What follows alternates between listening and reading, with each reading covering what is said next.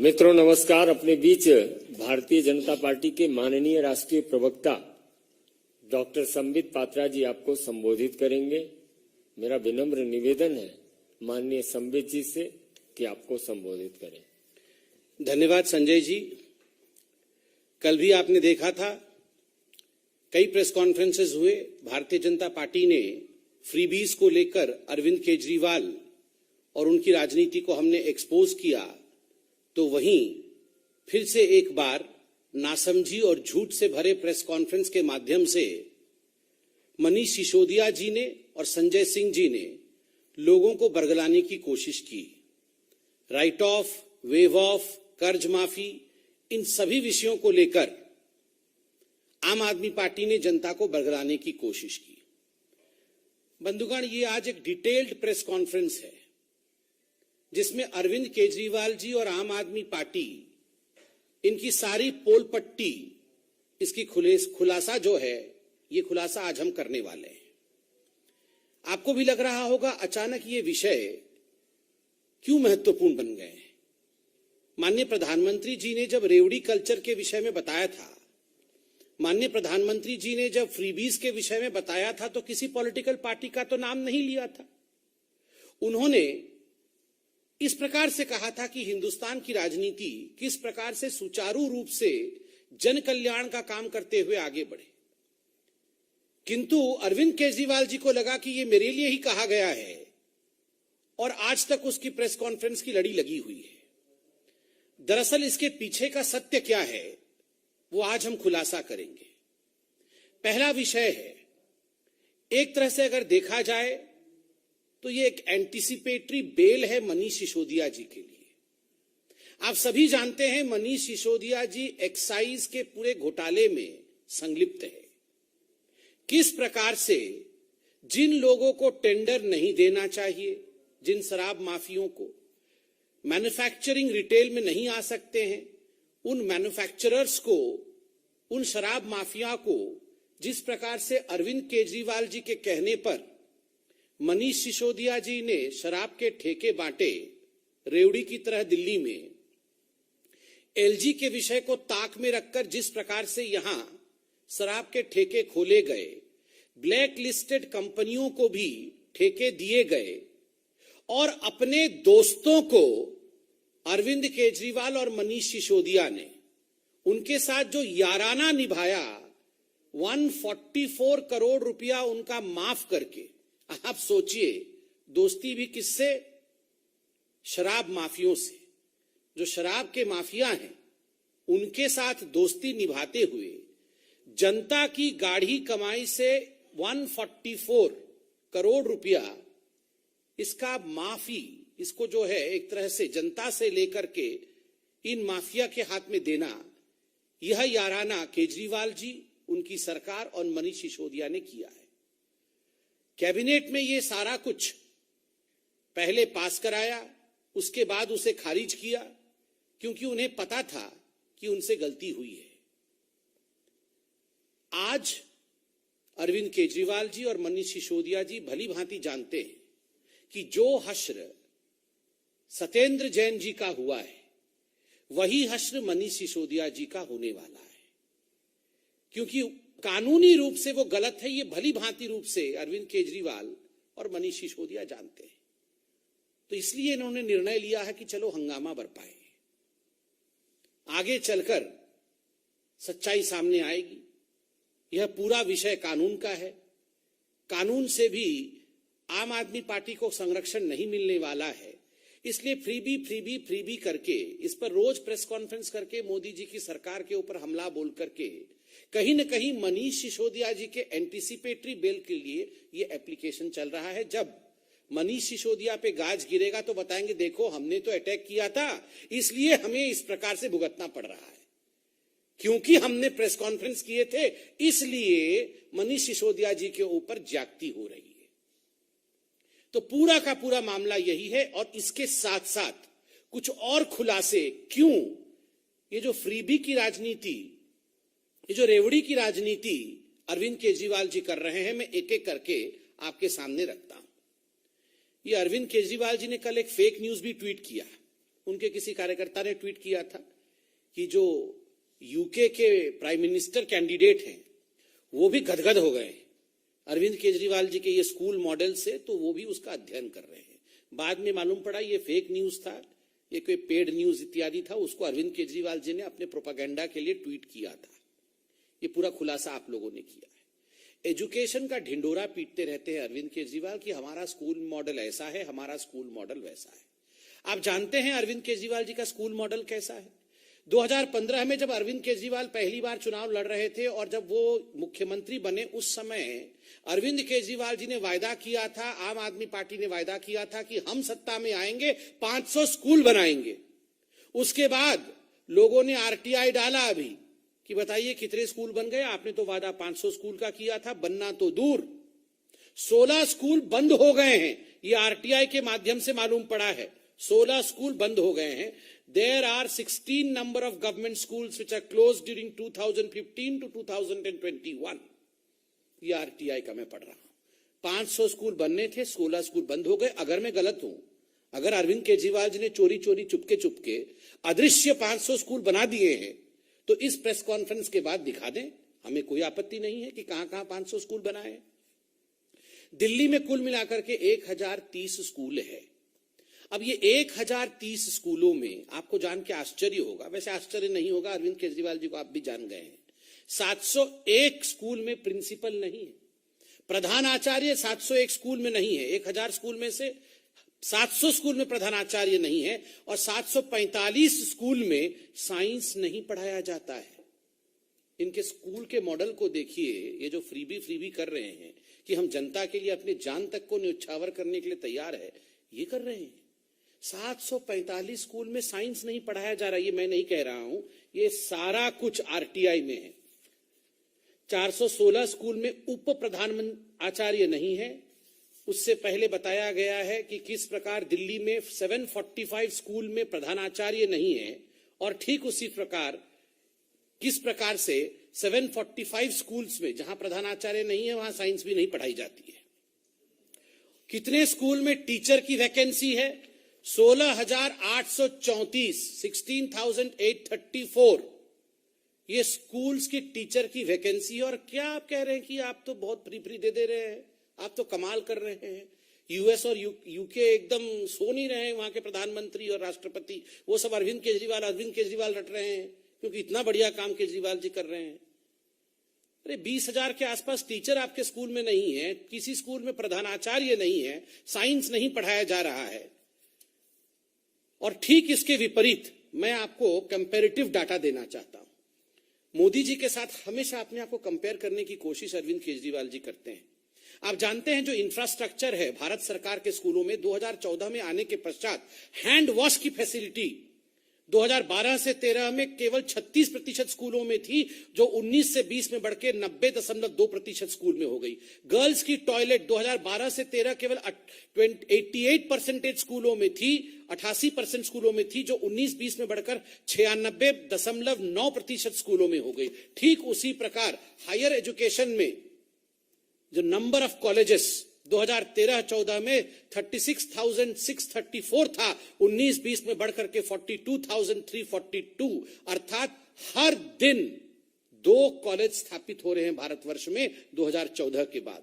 ठीक उसी प्रकार हर हफ्ते एक यूनिवर्सिटी भारत में बन रहा है 2013-14 के बाद। जहां 2013-14 में 723 यूनिवर्सिटी थे, आज 1043 यूनिवर्सिटी है। यह है कंपैरिजन। हेल्थ, ये क्या है? हो हल्ला क्लिनिक, मोहल्ला क्लिनिक नहीं, ये हो हल्ला क्लिनिक ही है। ये पूरा अमेरिका के राष्ट्रपति सो नहीं पा रहे हैं क्योंकि वो आश्चर्यचकित है, ये कैसे इतना हो हल्ला क्लिनिक खुल गया। गली गली में हो हल्ला, अरे बोल रहे थे 1000 हो हल्ला क्लिनिक खुलेगा, 200-300 हो हल्ला क्लिनिक, वो भी आधे आधे डब्बे जैसे हैं, उसमें 3 आदमी बैठ नहीं सकते। इसको खोल करके हो हल्ला मचाया हुआ है पूरे भारत में कि हम ये खोल दिया, हम खोल दिया। और इसका एडवर्टाइजमेंट केरल में कर रहे हैं, इसका एडवर्टाइजमेंट गुजरात में करते हैं, इसका एडवर्टाइजमेंट कर्नाटक में करते हैं। और आप बीजेपी पे विश्वास करिए नहीं करिए, हाईकोर्ट ने क्या कहा? दिल्ली हाईकोर्ट ने कहा ये हो हल्ला क्लिनिक का क्या फायदा है? अगर पैंडेमिक के समय ये ट्रीटमेंट तक ना दे सके लोगों को, इसका क्या फायदा है? जब लोग कोरोना से पीड़ित थे, पैरासिटामोल तक नहीं था इन हो हल्ला क्लिनिक में। खाली हो हल्ला करना, कुछ काम नहीं करना, यह है इनके हेल्थ के इंफ्रास्ट्रक्चर का सवाल। अरविंद केजरीवाल जी बोल रहे थे कि 30,000 बेड हम आते ही ऐड कर देंगे। आपको पता है कुल मिलाकर के दिल्ली में 38 हॉस्पिटल है, दिल्ली सरकार के 11,000 बेड है। ये 2015 से पहले 11,000 बेड थे, अब बढ़ करके 12,000 बेड हो गए। 30,000 ऐड करने वाले थे बोल रहे थे। कुल मिलाकर के 800-900 बेड ऐड किया है और इतना जोर हल्ला मचाया है। और बोल रहे थे इतनी अच्छी फैसिलिटी है कि विदेश से भी लोग जो आते हैं इंडिया, वो सब देख के एकदम अवाक रह जाते हैं। खुद इनके मंत्री के जो मंत्रिमंडल के लोग, उनके जो परिवार के सदस्य हैं, इन्होंने इस साल 1,25,00,000 रुपया का ट्रीटमेंट प्राइवेट हॉस्पिटल से लिया है। इसको रिएम्बर्स दिल्ली सरकार ने किया। अरविंद केजरीवाल जी, आपको याद है ना, 2015 में जब भाषण दे रहे थे तो बोले थे हम ऐसा स्कूल खोल देंगे कि जितने हमारे मंत्री हैं और हमारे जो एमएलए होंगे, सबके बच्चे उसी में पढ़ेंगे, कोई और प्राइवेट स्कूल में नहीं जाएगा। एक का बच्चा नहीं पढ़ रहा उसमें। मैं चैलेंज कर रहा हूं अरविंद केजरीवाल जी को, आपका भाषण है, अंबेडकर नगर में भाषण दिया था, वो भाषण भी हमारे पास है, समय नहीं होता नहीं तो दिखाते भाषण भी। आपने कहा था सभी मिनिस्टर और एमएलए के बच्चे वहां स्कूल में पढ़ेंगे। आप अभी प्रेस कॉन्फ्रेंस करके बताइए, इतना वर्ल्ड क्लास स्कूल खोल दिया है, कितने आपके मिनिस्टर और आपके एमएलए का बच्चा उसमें पढ़ रहे हैं? कोई नहीं पढ़ रहा है। ठीक उसी प्रकार आपके लोग ट्रीटमेंट भी हो हल्ला क्लिनिक में नहीं ले रहे हैं, गरीबों को आप झांसा दे रहे हैं। और रह गया नौकरी, ये अरविंद केजरीवाल जी एक दिन भाषण में बोले थे अभी कुछ दिन पहले कि 10 लाख लोगों को नौकरी दे दी है। कहीं तो छाप दिया था कि 20 लाख लोगों को देंगे। 10 लाख 20 लाख में इनको कोई फर्क नहीं पड़ता, फटाफट छाप देते हैं 20 लाख, भाषण में 10 लाख बोल देते हैं। फिर किसी ने आरटीआई डाल दिया। पहले आरटीआई में आया कि 3,246 इतने लोगों को नौकरी दिया है। 10 लाख बोला, उसका अगले दिन आरटीआई में आया 3,246 लोगों को नौकरी दिया। फिर बाद में आरटीआई का डिटेल आया, उतना भी नहीं था, 849 लोगों को दिया है। 849 लोगों को नौकरी दिया है कुल मिलाकर के। ये डिटेल पूरा मेरे पास है। और आप जानते हैं अभी दिल्ली में जो पोर्टल है उसमें 15,13,000 लोग अभी अनएम्प्लॉयड उसमें रजिस्टर्ड है। अभी 2-4 दिन पहले अरविंद केजरीवाल जी गुजरात में जाके बोल रहे थे जिसको नौकरी नहीं मिली मैं भत्ता दूंगा, बोले थे ना, 1,000 रुपए सबको भत्ता दूंगा, कोई चिंता मत करो, सबको नौकरी दे दूंगा और जो थोड़े लोग बच जाएंगे उनको हम भत्ता दे देंगे। अरविंद जी, ये 15,13,000 लोग दिल्ली में रजिस्टर्ड हैं जिनको नौकरी चाहिए, जो अनएम्प्लॉयड है, आपके पोर्टल में रजिस्टर्ड है। नौकरी दिया है 849 लोगों को। कितने बाकी लोगों को आपने भत्ता दिया है बताएंगे जरा, कितना भत्ता दिया है? दिल्ली में एक व्यक्ति को 1 रुपया भत्ता नहीं दिया है और जाके पूरे वर्ल्ड में गाना गाते हैं भत्ता भत्ता भत्ता दे देंगे। करना कुछ नहीं है, केवल हल्ला मचाना है। इनका फाइनेंशियल मॉडल, दिल्ली सरकार के फाइनेंशियल मॉडल के बारे में आप जानते हैं, दिल्ली सरकार का मैं पूरा सीएजी का रिपोर्ट लेके आया हूं। बहुत दिन बाद सीएजी का रिपोर्ट आया है, मैं सब रिपोर्ट लेके आया हूं। आज आपको रिपोर्ट पढ़ता हूं। ये मनीष सिसोदिया जी 3 दिन पहले बोल रहे थे कि हम लोगों को तो रेवेन्यू सरप्लस है। हम लोग बोला था ना, हम रेवेन्यू सरप्लस है, हम इतना सब लोगों को दे रहे हैं, मुफ्त में दे रहे हैं, ये कर रहे हैं, फिर भी हमारे पास बहुत रेवेन्यू है। ये सीएजी ने पोल पट्टी सब खोल दी है। सीएजी क्या कहती है? सीएजी कहती है the revenue surplus of Delhi government in 2019-20 was 7,499 crore, indicating that the revenue receipts of the government were sufficient to meet the revenue expenditure. The Delhi government had been able to maintain the revenue surplus largely on the account of pension liabilities of its employees being borne by the central government. In addition, expenditure of Delhi police is also borne by the Ministry of Home Affairs, Government of India. कि ये जो surplus बता रहे हैं 7,499 करोड़ का, वो surplus इसलिए है क्योंकि पैसा सेंट्रल गवर्नमेंट दे रही है। और फिर सोचिए पोल पट्टी क्या खोलती है CAG. The Delhi government's debt increased by nearly 7% in the 4-year period up to 2019-20. जब से केजरीवाल जी बने 2015 में सीएम और 20 तक 4-5 साल में 7% कर्ज बढ़ गया दिल्ली का। The debt increased by 2,268.93 crore from 32,497 crore at the beginning of 2015-16 to 34,766 crore at the end of 2019-20. मतलब लगभग 3,000 करोड़ रुपया का कर्ज अरविंद केजरीवाल के ऊपर है। सेंटर से पैसा लेके ये रेवड़ी बांटने का काम करने का जो अपने ऊपर ये महिमा मंडन अपना कर रहे हैं, इसका पूरा का पूरा चिट्ठा जो है सीएजी ने खोला है। उसके बाद और देखिए सीएजी क्या कहती है। सीएजी कहती है कि the development fund lapsed due to non usage during 2015-16 to 2019-20 49,700 crore ये फंड लैप्स हो गया। ये डेवलपमेंट का फंड आया था, केजरीवाल जी डेवलपमेंट फंड इस्तेमाल नहीं किए इसलिए वो लैप्स हो गया। 39 schemes are only on paper. No money spent on 39 schemes. Loan increase on Delhi government during the last 4 years, जो मैंने आपको बताया, कर्ज कितना बढ़ा 2,268 crore. Houses built for poor, जो गरीब कल्याण घर जो देना है प्रधानमंत्री आवास योजना इत्यादि के बंद, 93% houses unallotted. Houses built for the poor before 2011 but not yet allotted, lying vacant resulting in deterioration. घर बना हुआ है मगर वो अलॉटमेंट नहीं हो पा रहा है, घर खराब हो रहे हैं। मगर हमारे से पहले भी जो योजना थे, जो घर बने थे गरीबों के लिए, वो भी अलॉट नहीं कर पाए हैं केजरीवाल जी अभी तक। Number of account of 100+ crore आप देखिए, स्पेंट ऑन एड्स 100 करोड़ से अधिक एड में स्पेंड की है। 70 lakh spent on ads to blame central government. 70 lakh केवल जो एड है वो ब्लेम करने के लिए स्पेंड किया गया है, मगर इसका हिसाब दे नहीं पा रहे हैं। 85% एड्स आउटसाइड ऑफ दिल्ली।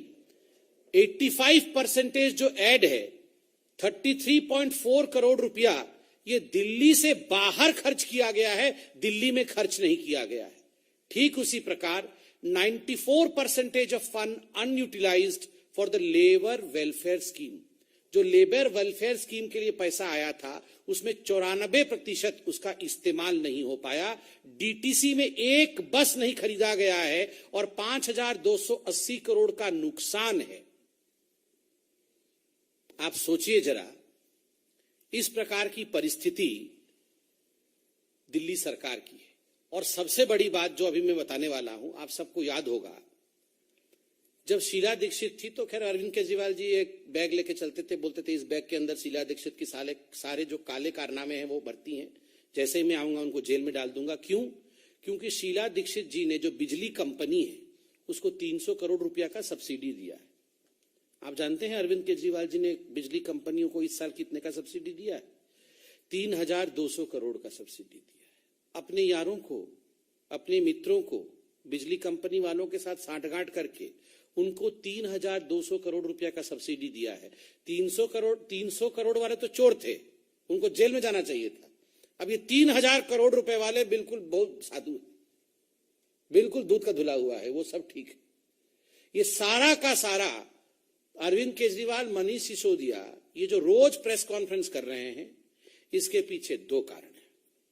कारण नंबर 1, एंटीसिपेटरी बेल जो मैं बता रहा था कि मनीष सिसोदिया जी और अरविंद केजरीवाल जी ने मिलकर जो घोटाले किए हैं, अब उसका गाज गिर रहा है, तो उससे बचने की चेष्टा।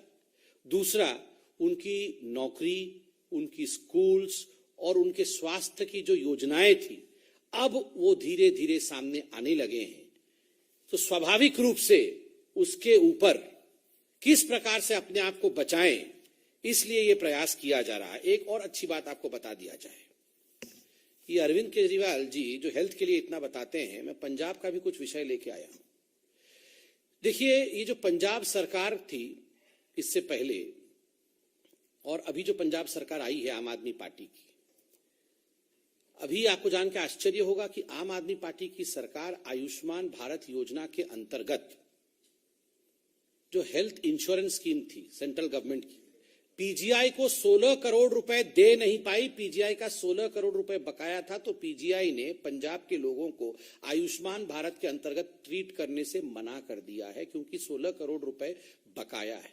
अरविंद केजरीवाल जी 19 करोड़ रुपए एक एडवर्टाइजमेंट में खर्चा करते हैं, मगर 16 करोड़ रुपए लोगों का दे नहीं पाते हैं, जिससे लोगों की ट्रीटमेंट नहीं हो पा रही है। ठीक उसी प्रकार आयुष्मान भारत के अंतर्गत कुल मिलाकर के पंजाब सरकार का जो बकाया रकम है, अनेकों हॉस्पिटल है, 300 करोड़ रुपए बकाया है, जिसको नहीं चुकाने के कारण बहुत सारे हॉस्पिटल आज पंजाब के लोगों को आयुष्मान भारत से वंचित रख रहे हैं। इसलिए प्रश्न उठता है कि अरविंद केजरीवाल जी, इतने प्रेस कॉन्फ्रेंसेस करने से अच्छा है एक बार ये जो रकम बकाया है ये चुकता कर दीजिए, और जो फ्रीबीज रेवड़ी की पॉलिटिक्स कर रहे हैं उसे बंद करके आप सही मायने में जनता के लिए वेलफेयर स्कीम्स लाइए, उनके लिए आप चिंता करिए। बंधुगण, ये तो अरविंद केजरीवाल जी का विषय था, मगर कांग्रेस पार्टी का कर्नाटक में भी आज एक गंभीर विषय सामने आया है। 1 मिनट में उसके विषय में भी आपको अवगत करा दूं। प्रियांक खड़गे, जो मल्लिकार्जुन खड़गे जी के सुपुत्र भी हैं, जो एमएलए भी हैं और स्पोक्स पर्सन भी है कर्नाटक कांग्रेस के, उन्होंने आज एक बहुत ही, मैं कहूंगा, घिनौना टिप्पणी महिलाओं को लेकर किया है। किसी भी राजनेता को इस प्रकार की टिप्पणी नहीं करनी चाहिए, और खास करके कांग्रेस पार्टी जिस प्रकार से महिलाओं के लिए अभद्र टिप्पणी करने के लिए जानी जाती है। प्रियांक खड़गे जी ने कहा है कि जिन जिन महिलाओं को बीजेपी के शासनकाल में नौकरी मिली है, कर्नाटक में सरकारी नौकरी मिली है, वो काउच के कारण मिली है। अर्थात मैं बोल भी नहीं पा रहा हूं, उसका अर्थ तो आप समझते ही हैं, शारीरिक संबंध बनाने के कारण से मिले हैं। देखिए, राजनीति अपनी जगह में है, आप सरकार पे हमला करिए, मगर यह हमला सीधे सीधे जो नौकरीशुदा महिला है उनके ऊपर है। This is a generalization against women. The kind of statement that Mallikarjun Kharge's son, Priyank Kharge, who is an MLA and who is also the spokesperson of Karnataka Congress, has passed is absolutely appalling, is absolutely demeaning of the women community as a whole, in general. ये मातृशक्ति के लिए एक गाली है। जो महिलाएं नौकरी कर रही हैं आज कर्नाटक में, जो सरकारी नौकरी में हैं, isn't this some kind of finger pointing on them? Isn't it demeaning them? From this high table, आज भारतीय जनता पार्टी के प्रवक्ता के नाते मैं नेशनल कमीशन ऑफ वुमेन से भी अपील करूंगा कि इस प्रकार के बयान के कारण प्रियांक खड़गे जी से सवाल पूछा जाए कि उन्होंने महिलाओं के लिए इन जनरल इस प्रकार की स्टेटमेंट क्यों दी।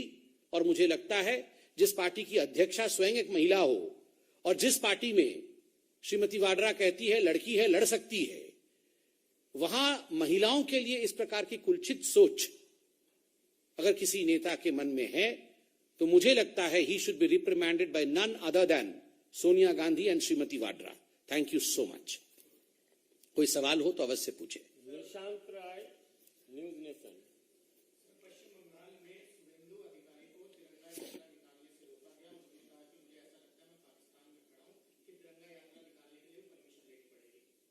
देखिए, हम सब ने कल टीवी के माध्यम से, मीडिया के माध्यम से देखा कि किस प्रकार तिरंगा यात्रा जो देश के हर कोने में, हर स्थान में निकल रहा है।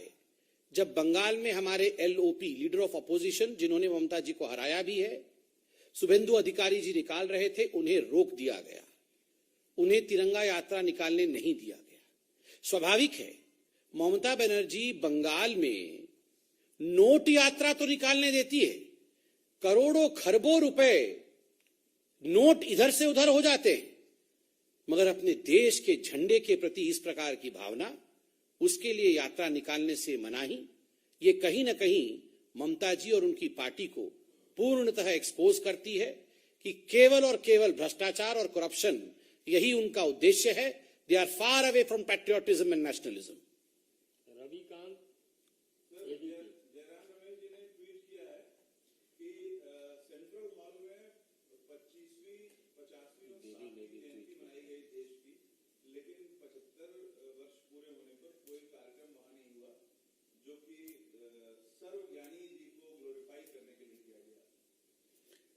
देखिए, जयराम रमेश जी तो डेली डेली ट्वीट करते रहते हैं, हर विषय में उनको फॉल्ट नजर आता है। जयराम रमेश जी, हर घर तिरंगा अभियान, यह आजादी के अमृत महोत्सव के अंतर्गत यह अपील माननीय प्रधानमंत्री जी ने हर भारतीय से किया है। जयराम जी, आप अपने घर में झंडा फहराइए, ये राजनीति का विषय नहीं है। हम तो आशा करते हैं, आज हमने देखा कि हमारे अध्यक्ष आदरणीय जेपी नड्डा जी ने अपने घर में झंडा फहराया, अमित शाह जी ने अपने घर में झंडा फहराया, तमाम हमारे नेता सबने अपने घरों पर झंडा फहराया है। मुझे लगता है सोनिया जी, राहुल जी और श्रीमती वाड्रा ने भी फहराया होगा। ये फोटो डालें जयराम रमेश जी, वो इतना ट्वीट करते हैं, सुबह से शाम तक कम से कम 40-50 ट्वीट करते हैं, ये भी डालें, अच्छी बात है। वैक्सीन का फोटो तो नहीं डाला था, छुपा के रख दिया था, मुझे लगता है कम से कम तिरंगे का फोटो डालेंगे। Amit, thanks now, no Bharat.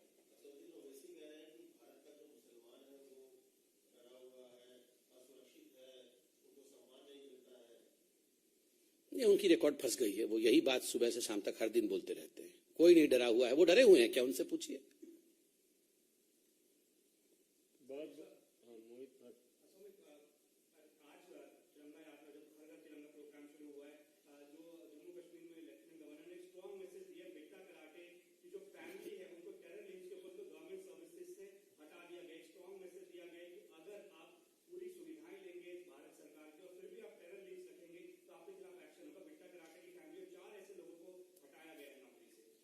नहीं, this is a welcome step by the lieutenant governor, and इसमें कोई दो मत नहीं है कि जब से भारतीय जनता पार्टी की सरकार आई है, जीरो टॉलरेंस फॉर टेररिज्म यह हमारा मुख्य विषय रहा है।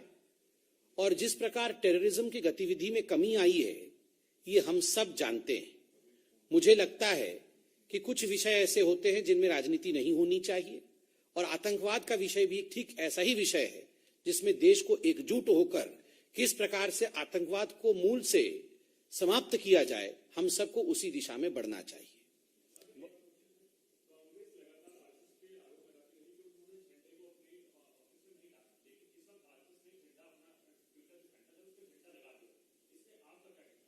देखिए, हम सबने देखा कि जो आक्षेप, जो आरोप कांग्रेस पार्टी लगा रही थी संघ के ऊपर, आज हमने देखा कि डीपी भी किस प्रकार से हमारे सामने है, झंडा भी सब जगह फहराया जा रहा है। हमने तो शुरू से कहा है कि इसमें राजनीति नहीं होनी चाहिए। मैं भी रिक्वेस्ट करता हूं कि सोनिया जी, राहुल जी अपने घरों में झंडा फहराएं, और सभी कांग्रेस पार्टी को, जो माननीय प्रधानमंत्री जी ने कहा है, सभी कांग्रेस पार्टी के अपने कार्यकर्ताओं को भी अपील करें कि प्रधानमंत्री जी की अपील कोई पार्टी विशेष के लिए नहीं, ये पूरे देश के लिए है। तो मैं चाहता हूं कि इसमें श्रीमती वाड्रा, रॉबर्ट वाड्रा और राहुल गांधी ये भी तिरंगा यात्रा में भाग लें, ये भी आगे आए।